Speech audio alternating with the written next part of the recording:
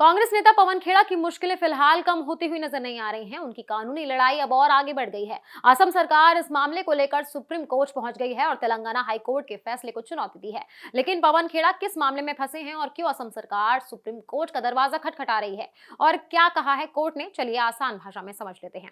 ये मामला कांग्रेस नेता पवन खेड़ा से जुड़ा हुआ है। हाल ही में इस केस में कानूनी घटनाक्रम तेजी से आगे बढ़ा। तेलंगाना हाई कोर्ट ने पवन खेड़ा को 1 हफ्ते की ट्रांजिट अग्रिम जमानत दे दी। ये जमानत असम में दर्ज एक केस के संबंध में दी गई थी। इसी फैसले के खिलाफ अब असम सरकार सुप्रीम कोर्ट पहुंच गई है। असम सरकार का कहना है कि हाई कोर्ट का यह फैसला सही नहीं है, इसीलिए इसे सुप्रीम कोर्ट में चुनौती दी गई।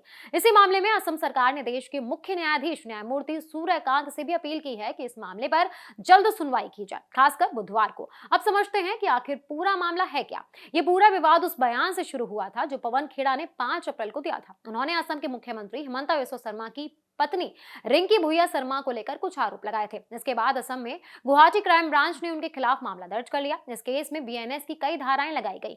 इनमें झूठा बयान देना, धोखाधड़ी और बाकी संबंधित धाराएं शामिल हैं। तेलंगाना हाईकोर्ट ने सुनवाई के दौरान पवन खेड़ा को 1 हफ्ते की अंतरिम राहत दी थी, यानी अगर उनकी गिरफ्तारी होती है तो उन्हें तुरंत जेल नहीं भेजा जाएगा। लेकिन ये राहत कुछ शर्तों के साथ दी गई थी। कोर्ट ने साफ कहा था कि अगर गिरफ्तारी होती है तो पवन खेड़ा को 1 लाख रुपए का निजी मुचालका और 2 जमानतदार देने होंगे। साथ ही उन्हें जांच में पूरा सहयोग करना होगा। इसके अलावा कोर्ट ने यह भी शर्त रखी थी कि पवन खेड़ा जांच अधिकारी के बुलाने पर पूछताछ के लिए उपलब्ध रहेंगे। वो बिना कोर्ट की अनुमति के देश नहीं छोड़ सकते। एक और महत्वपूर्ण शर्त यह भी थी कि इस मामले पर कोई ऐसा सार्वजनिक बयान नहीं देना होगा जिससे जांच प्रभावित हो सके।